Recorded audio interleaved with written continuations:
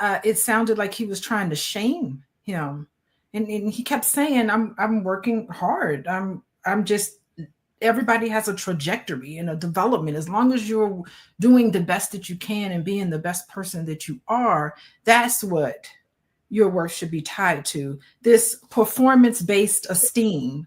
You can only be happy and only worthy of a relationship, which is one thing Yada said. Don't even talk to a woman unless you have a certain what? He didn't even give a. I always ask, like, what's the number? What number do you have to have in order for you to be worthy to be in a relationship? Your love is tied to how much money is in your bank account. That's absurd. And I think we need to move away from that, and we need to start tying people's worth to things that are more substantial when it comes to healthy relationships. So, Dr. Lene. So, do you think that is what he was saying? Do you think he was saying that his money or his worth was tied to his money? Do you think that a lot of men feel like that? I don't necessarily think that they feel like their worth is tied to their money. I think that they might feel like their quote unquote manhood, their quote unquote ability to be able to provide and care for. Old boy that's making $14 an hour, would he like to make more? I believe he would. Would he like to be in a better position to take care of his woman? I believe he would. It sounded like he was saying, I'm doing the best that I can. Do I think he's necessarily doing the best that he can? Maybe in his mind he thinks he can, but I, as a woman, know that you can do better than $14 an hour, right? But different circumstances, different education, different backgrounds, different experiences. We don't know enough about him. Did he just come home from vacation or college? We don't know enough about him to know, why are you making $14 an hour?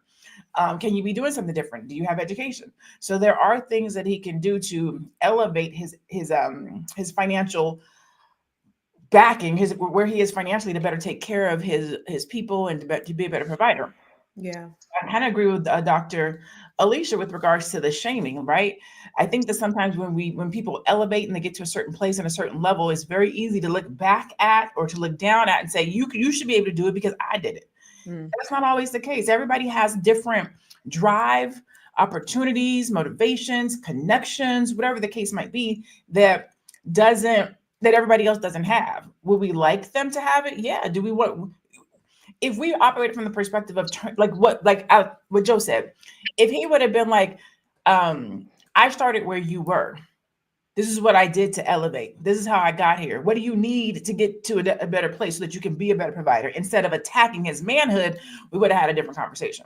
Because I think that every man wants to be a provider. Every man may not be in the position. And just because you're not in the position doesn't mean you shouldn't be in a relationship. You have a partner together, be a team, build. Somebody support one person while they get on, support the other person while they get on. I think the conversation was just had from a very negative standpoint. Yeah. Well, there was only a snippet of the conversation that was shown, because there was another part of the conversation where he said, so you still expect your woman to go to work, come home, cook, have sex, do all the things where she got to work and she got to do all this stuff, and you still expect that? He's like, yeah. And you doing, so, and I think there was another part of the conversation also where he shared, sort of what it was that he did. And when he talked about living within his means, like he was saying, when I didn't have, I lived like that so that my woman could support and nurture our children, so that I could work harder, so that I could build this life for her. So that was the other part of the conversation that we didn't see here. But, in my opinion, I think that, first of all, I think you guys are all right about a man's worth not being tied to his money. Like, what happens if that's the case?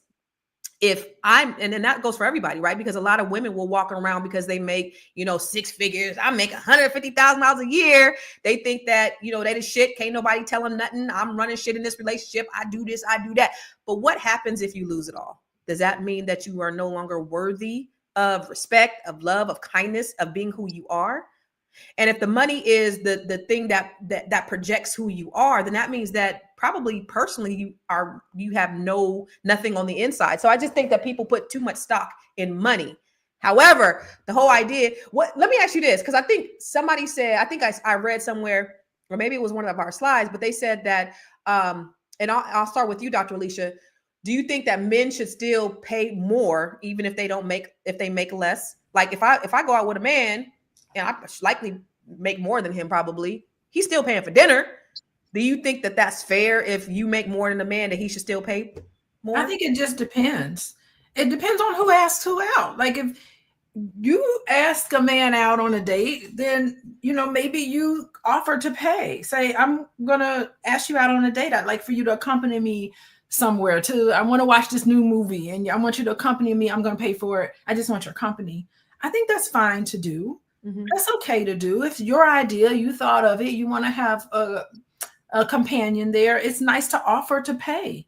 And vice versa. I mean, a man usually asks a woman out, he can pay for it. Let him pay for it. You can return the favor and say, okay, next time I'll take you out somewhere. There's nothing wrong with that at all.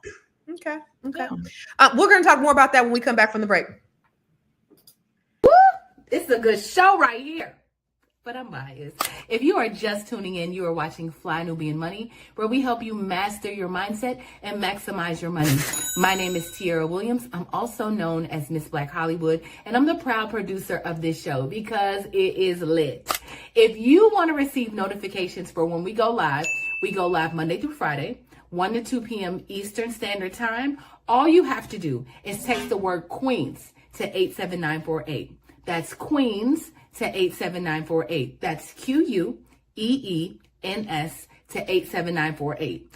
Also, if you want to grow your money and not blow your money, all you have to do is go to flynubianmoney.com. There's all kinds of resources, there's courses, there's free giveaways. There's just no reason to be broke in 2025. All you have to do is go to flynubianmoney.com. Obviously, you don't want to be entertained here. You want to know enough to grow. Wait, I need to put that on a shirt. You got to know to grow. Got to know to grow. So know and grow with flynubianmoney.com. So, I thought it was an interesting comment where, who was that? Paul said that Black men are married at a higher rate than so-called Black women. So it's Wait. Can we address the one before that one? You don't know what's in that man's. No. If he's doing his best, who the hell are you to say he's not? Oh, go ahead, Dr. Lene, hit that. Oh my God. I think we have such a huge problem in our community with accepting mediocrity and just saying that that's the best they could do. That's a lie. That's a lie from the pits of hell. You can look at somebody and say you can do better. What happens is we get caught up in our environment, the people around us, either what we see or what we don't see. And then we think that this is all that we can do. And it's not all that you can do. Either you need to get around some different people. You need to have different conversations. You need to believe that you can have something different, that you're worth having something different, and that you're capable of having something different. All of us as a whole society, community, and I'm only talking about Black people because I don't really care about what's happening with anybody else, can do better. Myself included, Constance included, Dr. Alicia included, Joe, Namalenga. All of us can do better. We do the best that we can with what we have in the moment, but we're all striving to do better. When somebody makes $1 million, they don't be like, oh, I'm good, I did the best. They try to make 5 million. That's right. When somebody runs a yard, they don't say, oh, I did my best. They try to do 5 yards. Right. Everybody should be striving to do something different and better. We get to a certain place, we get complacent, and then we say, this is the best that I can do, but it's not. That's all. That's your answer to the damn question. You do better. Right, because we all want to do better. Nobody is content with where they are. Everybody, we're all striving. In the moment that you think that your $14 an hour is enough to be able to support and sustain a family, like you failed, I believe, as a man, because you're not trying to do better. If you're content with that, you failed as a person. But going back, when he said that it's our problem as Black women. Well, first of all, Black women have a higher so men are, because I did a quick ChatGPT tech check. Men are married slightly at a significantly, a slightly higher rate than Black women. So that is true. But the Black women population is higher than the Black male population.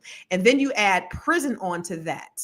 Okay. So there is actually a disproportionate number of Black women who are loyal, by the way, to Black men that are married because, and then, you talk about, we only want to talk about the nature of some Black men, how they don't like to be monogamous, faithful, loyal. And I'm not painting y'all with a broad brush, but there is that. Isn't that all men? specifically, I think it is all men, but I think Black men, you know, even more so, I would say. And that's my opinion, but you know, I ain't never dated nobody else. So Noma, I mean, let's talk about it, baby. Talk about it. What's the question? Yeah, no, you said is that all men? What's your opinion on that? I don't believe that generally Black men are the most promiscuous per se. I just think that I think that everybody, including the women, have the propensity to be promiscuous given the right circumstances, or rather the wrong circumstances. I just think that my observation has been that that is something that we put on the forefront. Like, I mean, we have a trust issue, I feel like, amongst Black men and Black women. And then it's almost like that's the thing we put in the forefront. Like, you better not do this to me. And, you know, not that cheating is okay in a relationship, but I think maybe we should check with ChatGPT. What is it? ChatGPT. Whether it's true that statistically do Black men cheat more on their wives. I don't think you're cheating if it's not your spouse.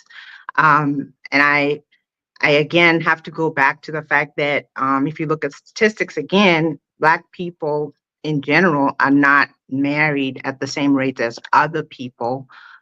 So that's another factor. I don't think you can cheat on somebody you didn't marry because you didn't make the commitment.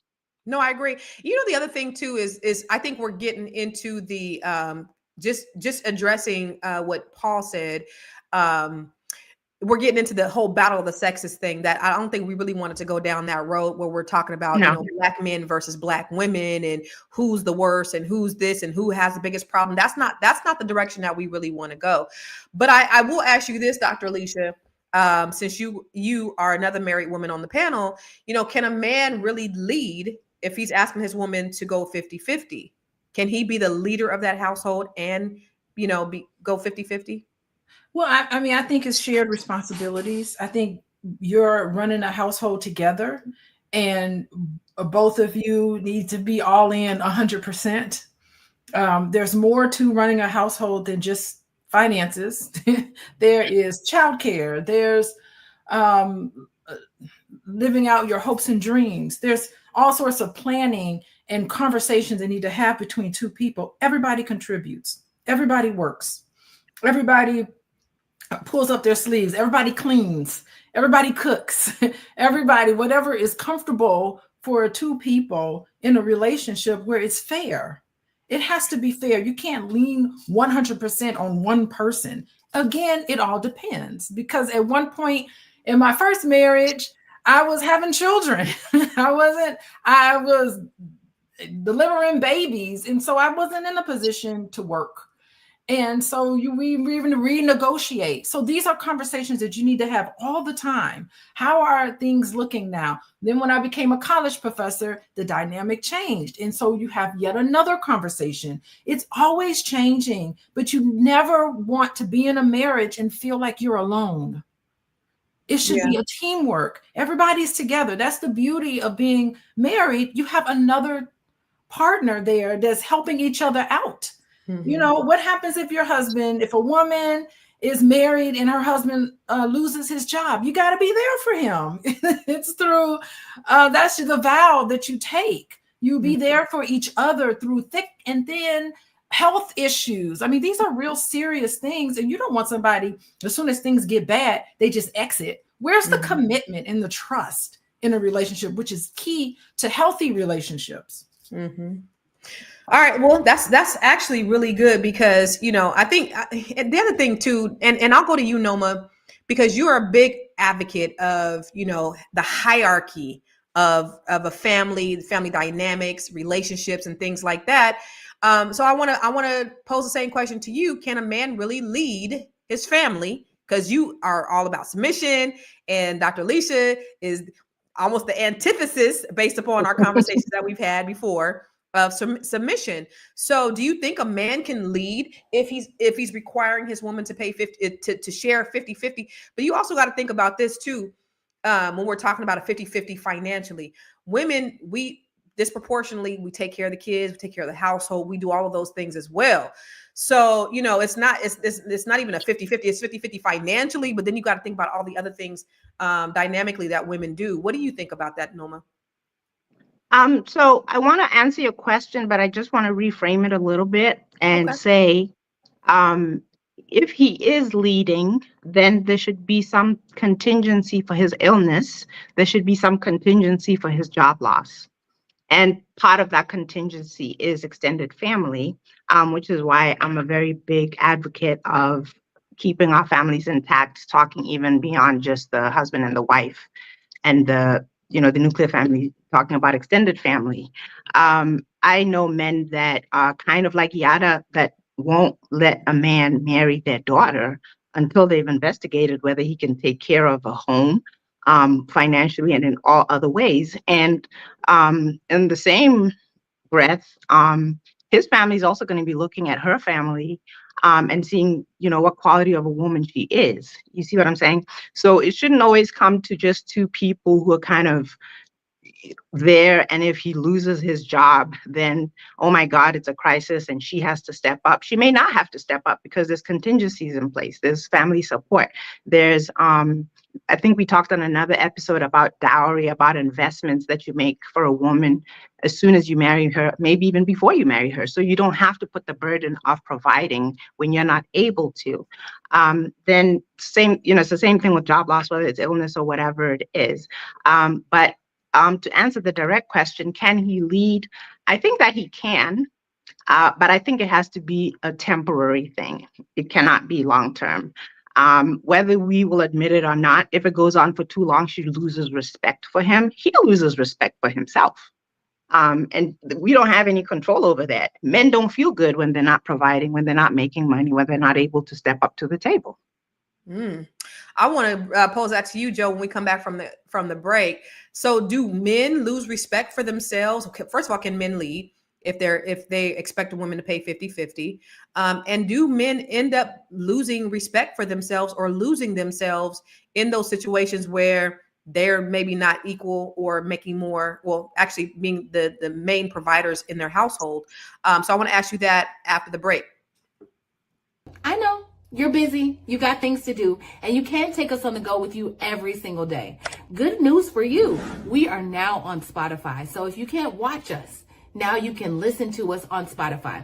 Search Fly Nubian Money and all the episodes shall appear. All you have to do is like, subscribe, leave a 5-star rating, leave some comments, tell people how you love us so that when other people come along and are looking for a great show to watch, they can find Fly Nubian Money too. One last thing, and just in case you've been sitting under a rock, Fly Nubian Money now has an investment club. We are the Fly Nubian Money Club. It's easy. All you have to do is go to flynubianmoneyclub.com, and I am committed to bringing in top experts from all industries to help you level up. They're teaching us the skills that we need to compete in this market. We often say that nobody is coming to save us, not the government, but guess what? We're coming to save us. I'm coming to save you with the Fly Nubian Money Club. So listen, all you have to do again is go to flynubianmoneyclub.com. We have a 30-day free trial set up just for you, just for those people that are struggling. Even if you ain't struggling, you ain't got to struggle. I'm coming. Okay, let me stop playing. I'll see you soon. So I want to go back. I want to throw that over to Joe. What do you think about that? Can men really truly lead if they're not making the money? And then the other thing is, do they feel some kind of way if they don't? It depends on depends on the conversations that are had about leading, right? So what kind of conversations like why are we going 50-50? I mean, is it just out of fairness? Is it out of fear? Why are we doing it? So if there's no clear understanding of why we're doing it, then no one can lead from the 50-50 standpoint. And yeah, a lot of black men do they definitely lose respect for themselves in these situations because they're conditioned to do so. They're conditioned to, if your value is tied up in your performance. So if you're not performing, you have low self-esteem and you do lose respect for yourself. And this is why, you know, when black men struggle sometimes to perform, they get weary. I'm telling you from personal experience, I've seen numerous amount of black men come to me and say, I'm just tired. And it has a lot to do with the fact that they don't feel valued outside of their performance. We can talk about, you know, what needs to be done. And because I do agree with you, everyone can do better. So we got to talk about, well, if you want more, if you want to do more, what is it going to take for you to do more? Some people don't have that pathway. So they don't know, or they got a lot of things weighing on them that's preventing them from doing more. And it is your responsibility to figure out what it is that you need so that you can perform better, if that's what's going to help you. But I'm just telling you how it is. Like, the performance thing is really weighing on a lot of black men. So yes, to answer your question, they do lose respect for themselves. So before we go to the next video, I'm going to ask you, Dr. Lene. So you being a single, strong, moneyed black woman, and I know I think I know the answer, but just for audience sake, if a man is not making what you make, can he still provide, or would you look down on him, or do you think you could be with a man who makes less than you? That's a great question. The answer is yes. I could be with a man who makes less than me. For me, providing is not necessarily financial. It is, can you be a man, right? I come from the Jill Scott school of, if you can't tell me what to do, then you can't tell me what to do. But if you can tell me what to do, then you can tell me what to do. Yes, sir. That's not tied to your money. Mm-hmm. So you can lead me. Can I just say? Hold on. Sorry. Let her finish that thought real quick. Let her finish that thought. No, that's it. That's it. But if a man can provide financially too, that's bonus on top. I appreciate it. But because I'm good, you know what I'm saying? When we come together, our finances, we because I'm already decent. If he comes in and he's not quite at the same level, together we're still better. I'm better because of him. He's better because of me. And when we come to, you know what I'm saying? Like when it goes in the account, it's all the same. So even if you make it $14 an hour? No, I wouldn't even do it for $14 an hour. So I said less than. Listen, let's clarify. Let's clarify what vision means, sis. Less than, which means he's still making six figures, right? Oh, okay. He's just not making the same six figures that I'm making, maybe. Okay, got it. Okay, Noma, go ahead. I was just going to say it's important to add to the conversation that if you're going to be taking this traditional route, it's very important that a woman learns to live within his means. Which I heard Joe say something about, get on the pathway to, being able to be where you want to be. And then it goes back to a previous conversation of saying, if he's not performing, then does that mean he can't have a woman? But there is, a baseline of, if you're not where you need to be, why bring on a woman and, into that struggle of, and then children into that struggle? How about stabilize? Stabilize looks different for different people. And if you're going to get into a relationship or a marriage with a man and you have a rough idea of where he is, can you live within those means? Yeah. And if you cannot, then that's the beginning of your problems. Yeah, that's true. I mean, I met a guy on a dating app, and he said he had been on workman's comp since 2020. And we had got off the phone about 30 seconds later because I was like, okay, well, I mean, the conversation is over at this point. But I was like, Negro, I was like, did you start a business in the last 4 years? What have you been doing? Have you say like, he like, I just been, I'm gonna go back though. I said, oh, okay. Well, brother, you need to get your life together. You don't need to be on a dating app. So you need to get your ass back to work. But let's go ahead to the next video. This is how I know that I'm in the twilight zone, because we have a generation of men today where they get mad at women for being independent and they don't create the space for a man to feel needed. Yet those same men also get mad at women for not entertaining the whole 50-50 narrative. Like, do you understand how insidious and how diabolical that is? That's like telling a woman, fellas, how dare you be independent and you don't allow me to take care of you halfway. Like, that is that makes my head hurt. That makes my head hurt, dog, because The fact that my daughters, I have 2 daughters and a son with my wife, and the fact that my daughters are growing up in this generation of men that think this way is nasty work, bro. It is a new level of diabolical behavior in the thought process that I never thought I would see. Jesus need to come down right now on a chariot. I know it's an unpopular opinion, but man, I'm thinking about my daughters when they, man, I don't know, dude. It's not really the 50-50 thing. It's really more so a mindset that y'all really don't understand that you're exposing these women to. You're basically telling her, this is where I'm going to be. I'm going to stay right here, low vibration, and I want you to join me.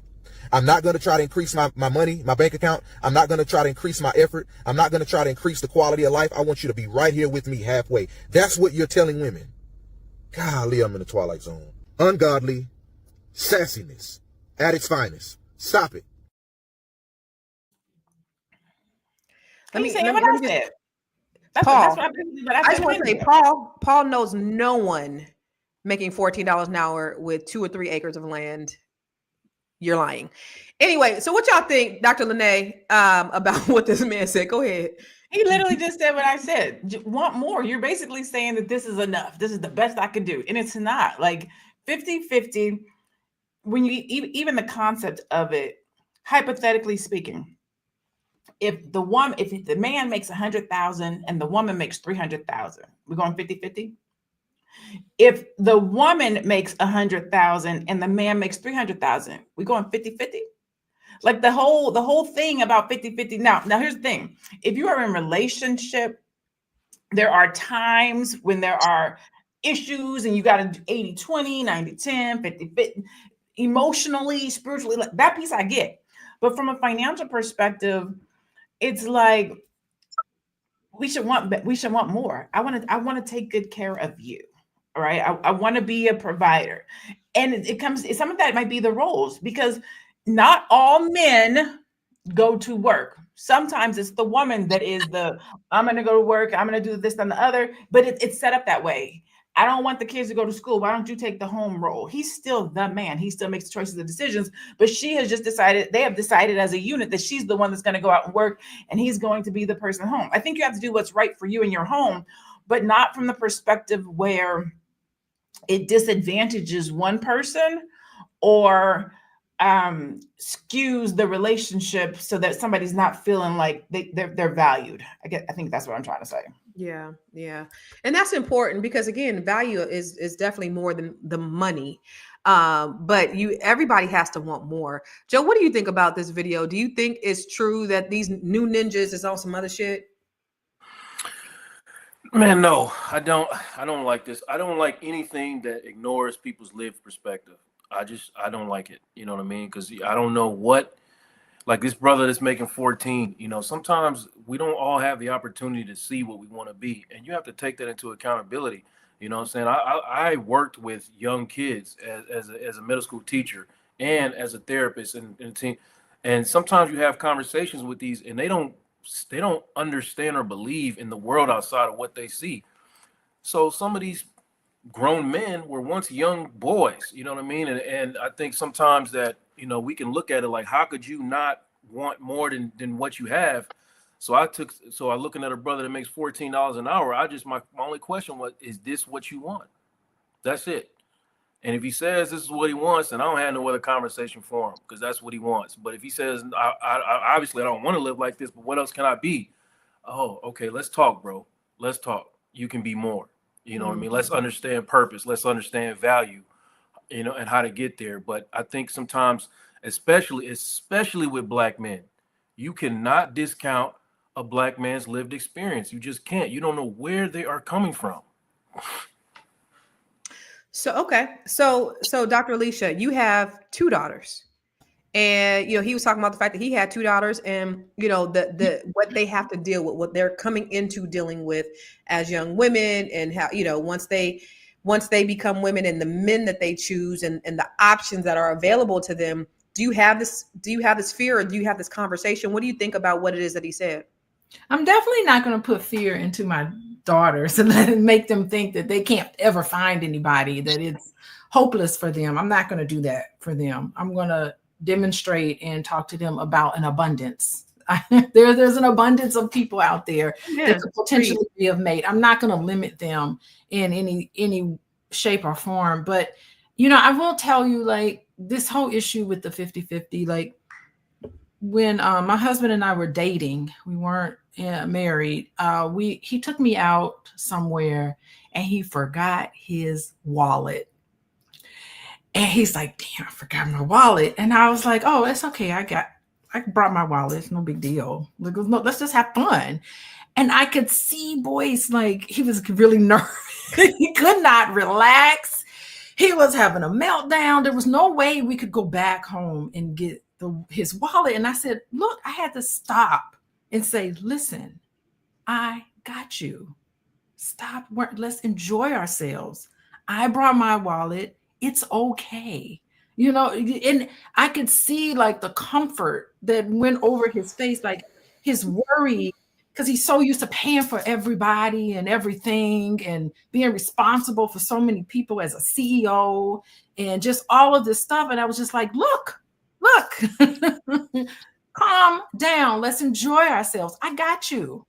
And in a way, it made us closer because he knows he was able to trust and that I'm committed to him. Don't worry about it. It's all in the same pot as far as I was concerned. And like I could sense him really warming up to me. It was a barrier that fostered a real authentic connection that was above and beyond money. And I think that's what men are looking for, because when men feel like their job is being an ATM and their worth is only that, there's no intimacy and no connection. Yes, there's an abundance of women out there for men, but you'd be surprised how many men are lonely, how many men are searching for intimacy and they don't feel like they can get it. And how they are looking for a woman to be like, well, you don't bring your wallet, we don't get to go, and what's wrong with you? And shaming people and putting people down. Yeah. You should never put your partner down and make your partner feel terrible. Building each other up. I got you. That is so commendable and so sweet. I remember when a dude forgot his wallet on my date, didn't have the nerve to order some food. I was like, Negro. And then I had to pay for his parking too. We went to a supper club, and I had bought tickets to the concert. It was at Yoshi's in Oakland, and you know, the food was optional. Negro, you should have ate before you got there. But we get there, and so we're in the concert, and they come around, they serve, and then I was like, oh, you want to get something? I was just being polite, but I didn't expect them to get nothing because you ain't got no wallet. So you shouldn't have got you no food. So that was the last date we went out on. This was the second date. And it was the last. Anyway, Noma, what do you think about the whole idea of we were not as committed as you and Boyce. This is just a Negro. I was like, this dude playing me. You playing with me. Didn't have no money to get out the damn garage. I had to pay for the Negroes thing anyway. So Noma, what do you think of the idea? Like I know you're married, but even with women having to slide their card across the table so the man could feel like a man when they're out to dinner, do you think that does something to a man's ego? What do you think about that? First of all, I'm curious what happens if he forgets his wallet and she doesn't have any money or she didn't bring her wallet. And just a tip that I probably shouldn't share in open space. If a man takes you out, you should have no money. Not that he knows of. Yeah. But do I think it's okay to slide your card and all that other stuff? I feel like it's emasculating. The kind of men that I know will feel emasculated by you insisting on paying. But that's all else equal, not if he's had a mishap. But again, I've known people who will make other arrangements, talk to the server and say, hey, look, here's my ID. You know me, I'm, so-and-so, and I'll be back on Monday or whatever. They've had a brother or somebody run them their wallet or whatever, because there's no other, because I'm not an option. The paying part, I'm just not an option. So he has to figure it out. But that being said, if you're a married woman, naturally, again, it's the same pot, really. If he forgot the wallet or whatever, and I have the money, I probably got it from him anyway. So, yeah. Let me tell you something. That needs to be the word of the day. I'm not an option. Figure it out, boo. We're gonna go to another break. We'll be back. I love it. Are you a Black business owner looking to expand your reach? Well, has Fly Nubian Money got good news for you? We are building a Black business directory to connect you with customers who need your services. And here is the best part. It is absolutely free. Email us at info@realvirtual.net. Send us your business name.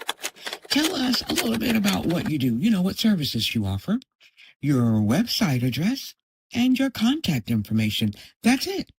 Together, we are going to build and circulate the Black dollar.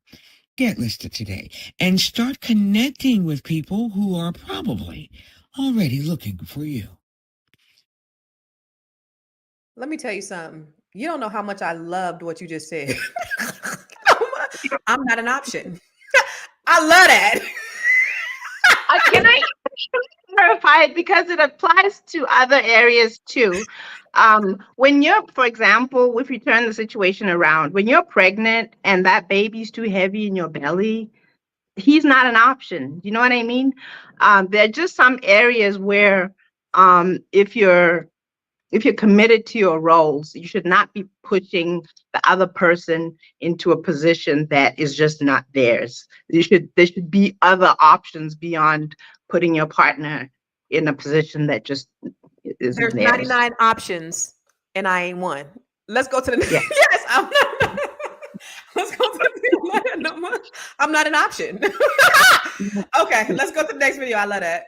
A lot of men feel like women have a problem going 50-50 on the bills. They say it make me a roommate. That's not the case. I don't think modern women have a problem going 50-50 on the bill. They have a problem with going 50-50 on the bills, but they don't get 50% of the say. 50% of now you cooking for her, you cleaning for her, you taking the kids 50% of the time. The problem is when you agree to get into this 50-50 relationship when it comes to financially, that's all you consider. That's what a lot of modern women have a problem with. You go ghost when it's time for me to get 50-50 in other things. You acting like you too much of a man to pick up a mop, to load the dishwasher, to help with the homework. But yet you ain't too much of a man to accept the half of a rent payment that I give you to our mortgage. That's the problem that a lot of modern women are facing today. He's going to say, well, I mow the grass and I clean the gutters, things that happen once a week. But I tell you, the diapers need changing every day.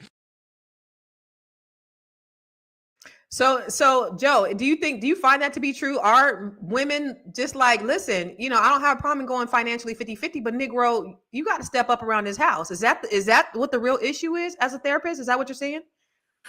I defer to y'all on that. Like, I don't know. Like, do women feel like that? I don't know any women that feel like that, or you know what I mean, that talk like that. I don't have any in my practice. I don't think that this whole 50-50 conversation really occurs in marriage. Like, I think that's more of a dating thing. And if it's happening in your marriage, and you're already losing. You know what I mean? Like Noma said, it's the same pot anyway. So I mean, that's a dating thing. I feel like y'all sharing an apartment or something like that, and you know what I'm saying, y'all don't really got y'all money tied together, then 50-50 is fine. But I don't know. This performance, I don't want to insult this brother because I don't know him, but that whole pick me clip was just crazy. I ain't with all that. He's just trying to get some love from women. Yeah, he's trying to get some coochie. He does pander because Right. I seen the Pandering. Yeah, that's just pandering, man. Yeah. I ain't with that, man. He's That was actually from upsetting. he's That from was the actually school of upsetting to watch. he's from the school of Derek Jackson. They used to be partners. Yeah. So they have Oh, this whole okay. formula of how to pander to women. Because when he got exposed recently, the stuff he was actually doing on his tours, which was the total opposite of what he's saying. So yeah, they know how to make this money. They know how to make the algorithm go. That's for damn sure. But are people really talking about this in real life? Because I saw Dr. Alicia, you nodding when he said, well, I don't know people who are having these conversations. Is that the case for you? Do you see that? Yeah, I mean, it's everybody helps. Everybody pitches in. Everybody. It's just like you have to run a household. One person can't do it by themselves. Everybody has to pitch in. Picking kids up and dropping them off. And you know what the beauty of it? I don't know if you guys have the stats up, but African-American families tend to be egalitarian in that way. Way much more progressive than other families. I've seen just in my experiences, men volunteering at their son's baseball league, and Black men volunteering at their son's baseball league, carrying responsibility for the baby. It's not the father babysitting their baby. They're really pulling up their sleeves and engaging in wonderful connections with their children and taking care of the, changing diapers and staying up with them and caring for the mom who's having children. And all of these things, I'm seeing so much more advancement in terms of progressiveness in helping. It all shouldn't fall, household shouldn't fall on the shoulders of one person. Finances shouldn't fall on the shoulders of one person. It's a negotiated thing, and everybody contributes and helps so that everybody in the house feels valued. They feel like they're important. They feel like they're appreciated. Everything that you do to help a household run smoothly for yourself and for your partner should be applauded and congratulated and encouraged. And you should be able to air your concerns if you have any, if you feel like you're having a hard day. Like, there's many times I've come up to Boyce and I was been like, I am so tired. I'm tired of parenting. I'm just tired. And he's like, lay down, take a nap.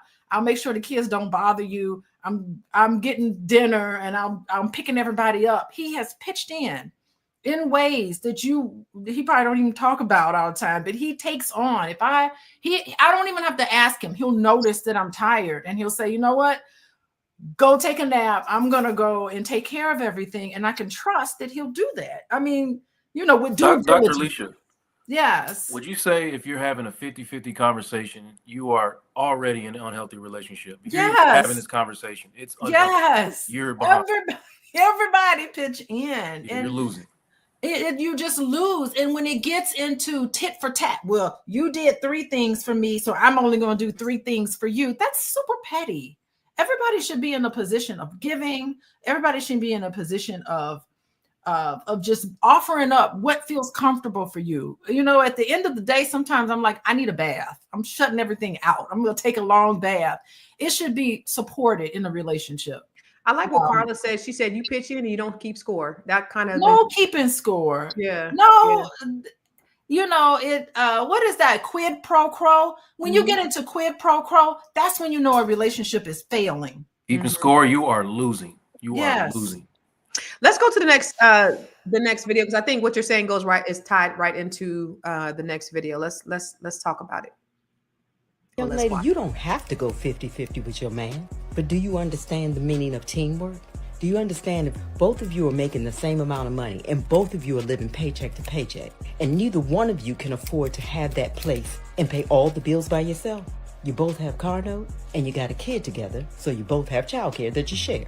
If you're a team, you do what's best for the team, for the family, for the good of all, not just you. You see, just because my man pays just about every bill now does not mean it was always that way.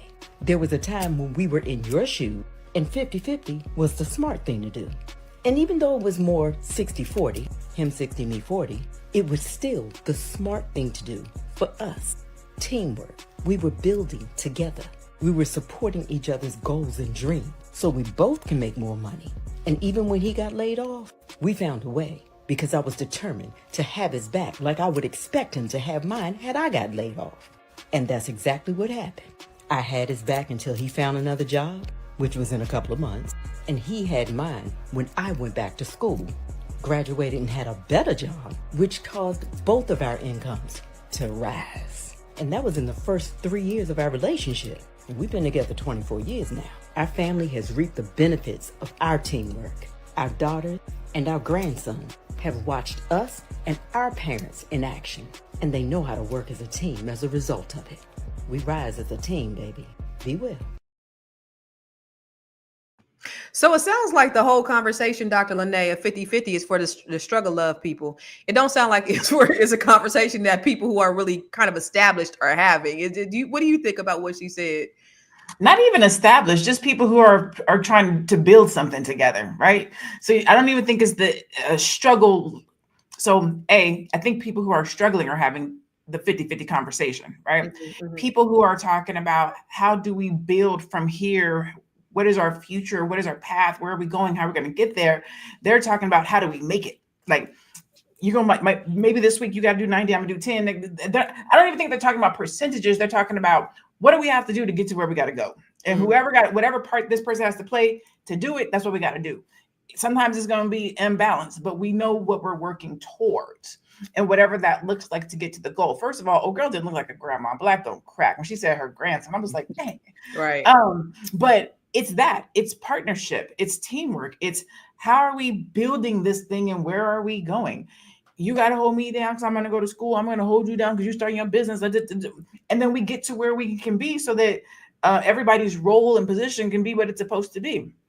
Yeah. One of the things I will say, as we've been having this conversation, and I'm listening to Noma, and at first I felt like it was a extreme conflict to how we operate and how we think and what we do. But in hindsight, it's just the dynamics and the cultural nuances and differences of where she's located at and how we're taught here in the United States. I wish that we had more of those cultural nuances and beliefs around relationships and roles and provision, things of that. We don't have those things here, right? That's not necessarily how things operate here in the United States.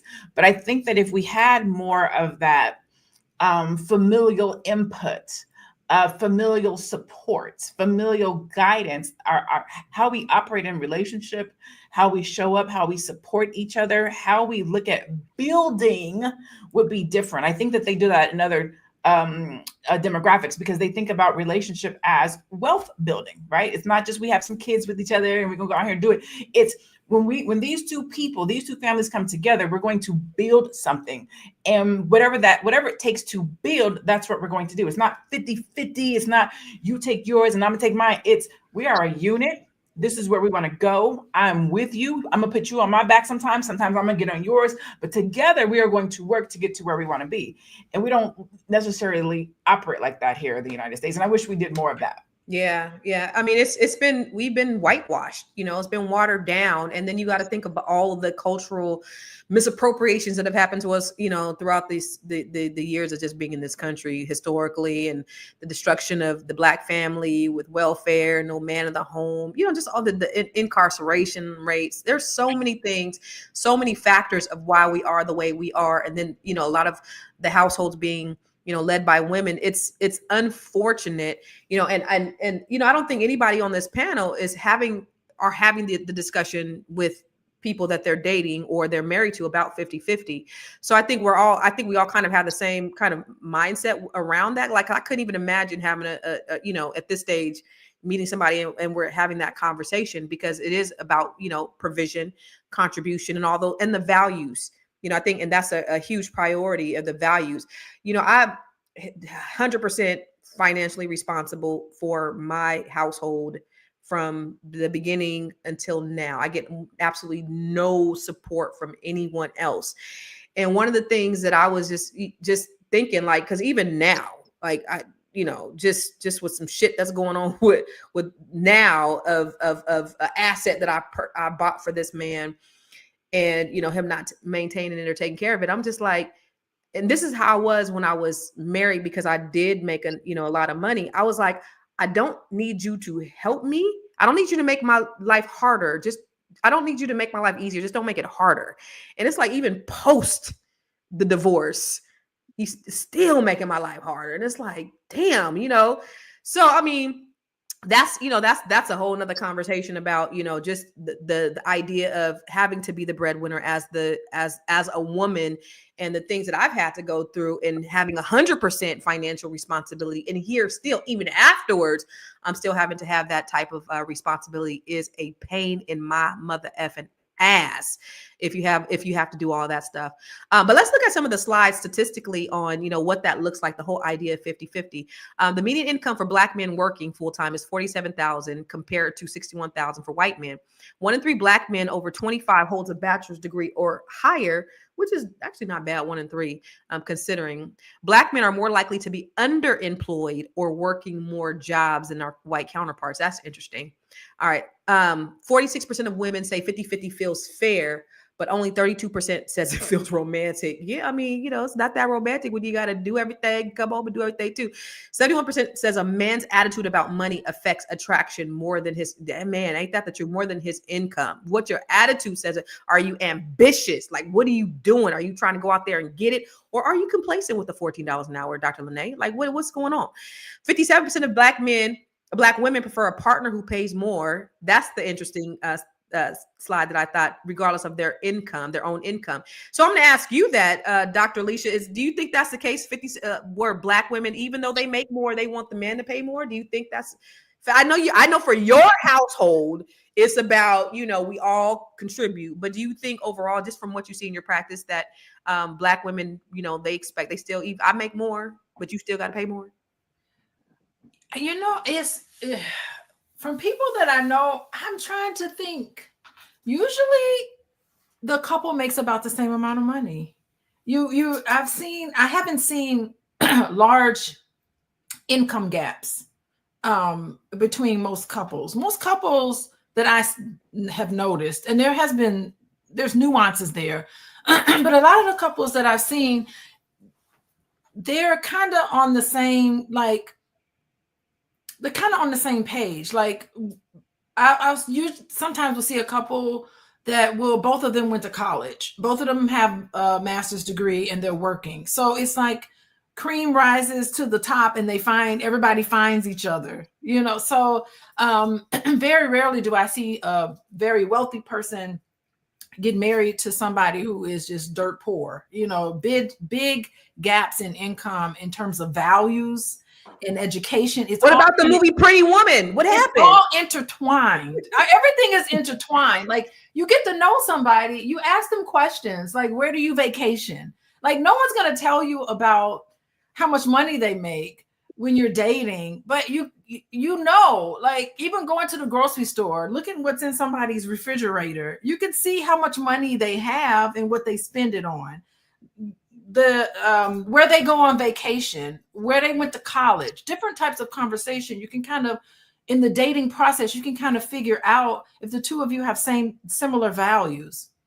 It was so easy, for me. I'm married to a man who has a PhD, so we can bond around how stressful our PhD programs were and what was it like being out at the other end. So I find that people do get together, but finances can still be an issue in marital relationships, but it is an extension of other communication issues, like across the gamut. It's not just a financial thing. It's one of them, but it is how you spend your time.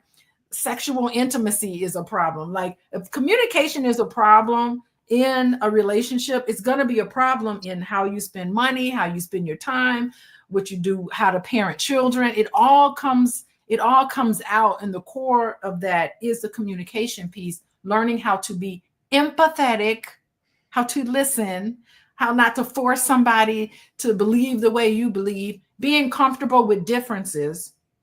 So many people just aren't comfortable with another person thinking different from them. I love diversity of opinions and differences. I cherish those things because I don't want another person to be a carbon copy of myself. That's unrealistic. I can tolerate differences of opinions. And I think that is the key across the board to healthy relationships in all areas of your life. Good stuff. Thank you. Let's round this up with your final thoughts. Joe, do you think, so the whole idea of 50-50 with these youngsters coming up, and I don't know if this is more the podcasters that are portraying this, or these, because you're saying these conversations ain't happening in real life. Dr. Alicia's like, these conversations aren't happening in real life, but this is actually what's getting ingrained in the culture. And so my daughter being 25 years old, she's hearing this a lot. And so it may be art imitating life or life imitating art. And people are going to start taking up these opinions of these podcasters. So do you think that, for that next generation, what is that? What are they, Gen Zs? Is that going to be is that going to negatively impact their relationships as they're growing up, because they're thinking about these things. They're at the forefront, and let that be your final thought. Yeah, I think they'll learn like every other couple learns, that's able to stick around and have conversations that last. That, if you are really all in with somebody, you're not having these 50-50 conversations. There was a time in my life where, I was young with my wife and we weren't married yet, and we were doing the 50-50 thing. But as time went on, you recognize and learn, it's really not that. So the problem is, Constance, everybody has a podcast, when really they should only be listening to mine. So you tune in tonight and come back to Vulnerability is the New Sexy. And me and Dr. Felice are gonna have a deeper conversation about this. And I want everybody to go to my YouTube and subscribe. I put it in the chat for y'all to go ahead and subscribe to that, because we need to have these conversations. If I sat down with all 4 of these women, Dr. Alicia, Constance, Dr. Leonoma, I bet I would get a different experience and perspective on how women are supposed to show up in a relationship and how they want a man to show up in a relationship. It would not be identical. It would not be a monolith. Okay. And it's not my job to tell them how to show up inside of a relationship. It's my job to understand their perspective and then explain what my expectations are about how men should show up in a relationship and how women should show up in a relationship. And then it's our job as a collective to determine how much of that is bullshit, fear, and hurt, and how much of it we should actually keep respect. Then we can move forward and have a healthy, communicative relationship that reduces negativity and, and promotes connection. That's what it's all about. Come back tonight and really hear as the 2 of us and then 2 other therapists are beating around, 2 male therapists, 2 female therapists are really having this conversation and gaining perspective. And then at the end of the month, April 28th and April 30th, me and Dr. Felice are also doing seminars called Sacred Conversations. I'll get y'all the link so y'all can register and be a part of it. Like, we're really trying to reduce these type of dumbass conversations because they're not keeping us together. And we need to, I say this every time, we need to be together, y'all. The Black family needs to unite and be together if we're going to grow. I can't be battling you, sis. I can't. And you can't be battling me. All right. I understand. I'm not giving you what you need. Help me understand what it is you need. Okay. You're not giving me what I need. I'm dying inside. Listen to me so I can tell you what that is, so you can lift me up and we can be what we need to be. Okay. That's all. That's it. That's all. Love y'all. Y'all look beautiful. All right. Good shit. Good shit. Dr. Alicia. So the same question for you is for your children, that are coming up, are these, and I'm not saying your children specifically, because I know you teaching them the abundance. You've made that abundantly clear. But do you think that generation is sort of being ruined by what's being projected out there in social media and on these podcasts about the whole idea of 50-50? Do you think that's going to affect them negatively? I'm always worried about this red pill movement and the effect that it has on the psyche of youth versus the reality of relationships. Nothing is more beautiful than getting out there and dating. When you do that, you learn about yourself.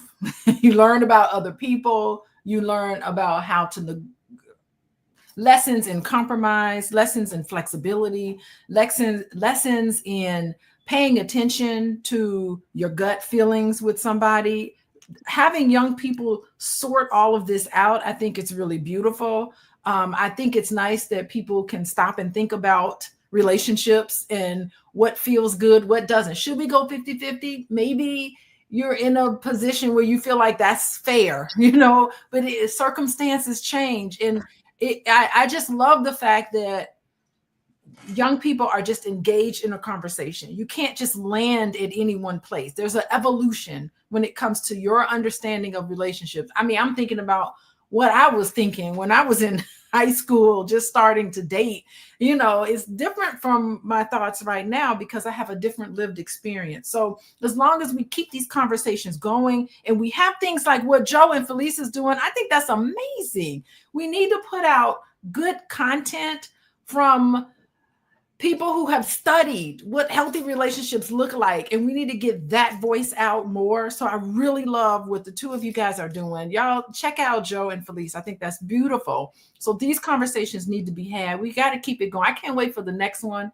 I'm Dr. Alicia, and y'all see my website, Coaching with Dr. Alicia. Y'all hit me up if you need to, but there's so many other options out there. And you know, as long as we have compassion toward each other and not what's wrong with you and shaming people, and definitely I don't like the pandering. I'm going to agree with that. The pandering to, there are a lot of women who pander and men who pander. I do not care for that. Let's keep it real, keep it balanced. And I think those conversations are so important.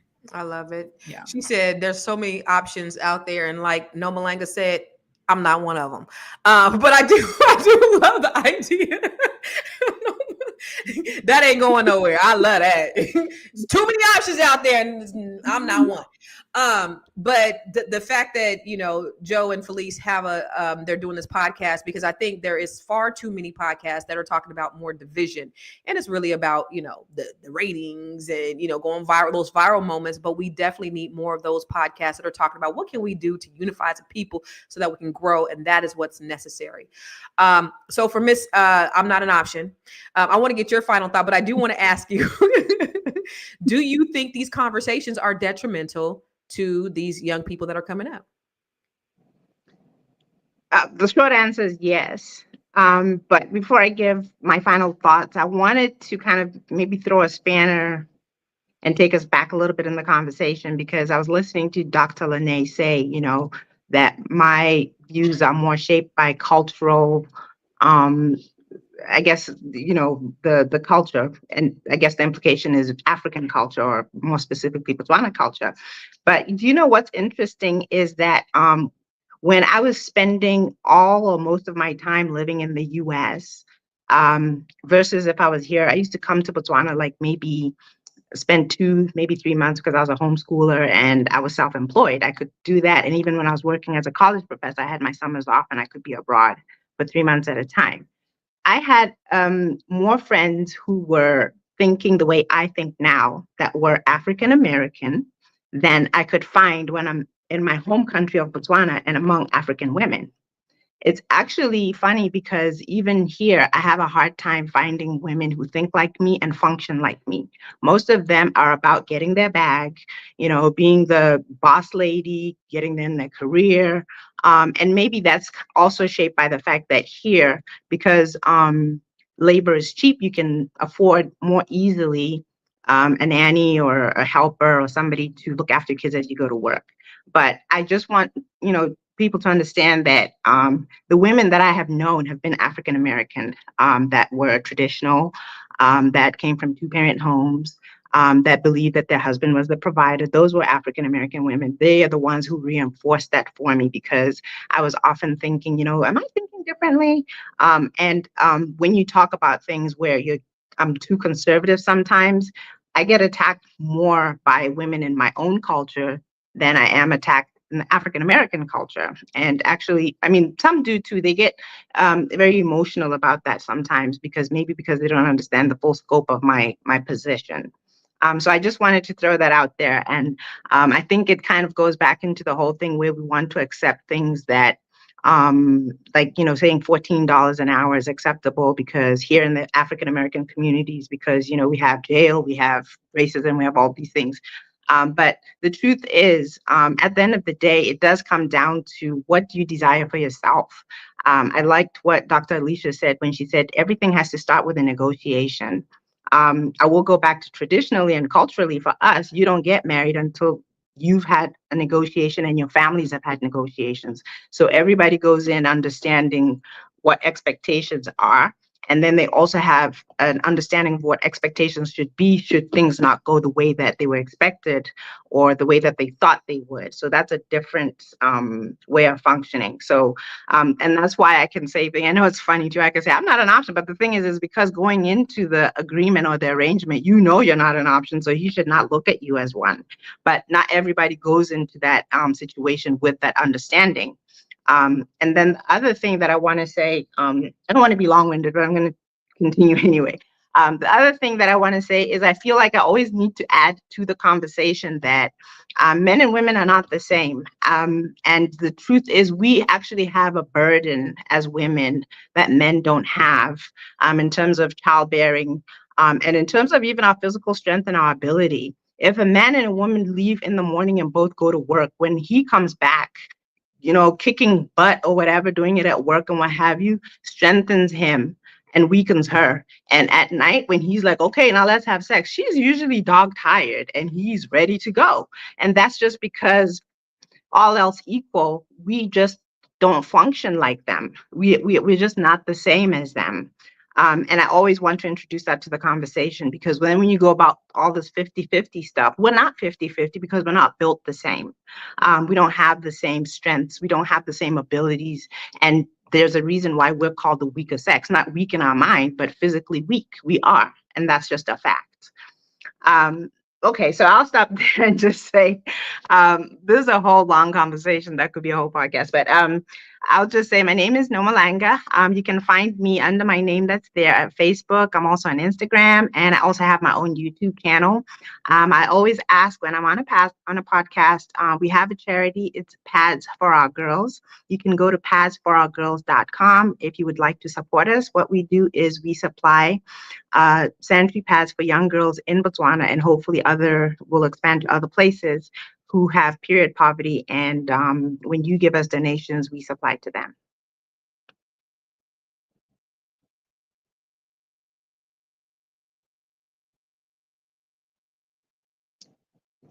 I was saying it real good too. She did.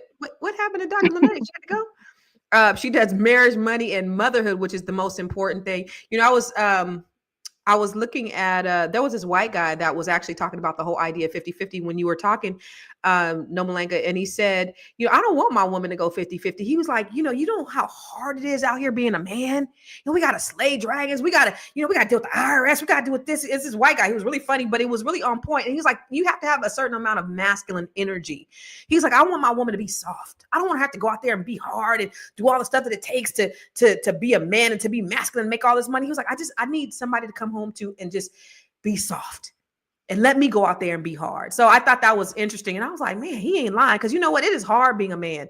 I ain't gonna lie. I've been a man for the last 30 years and it is no freaking fun. I'm tired of being a man.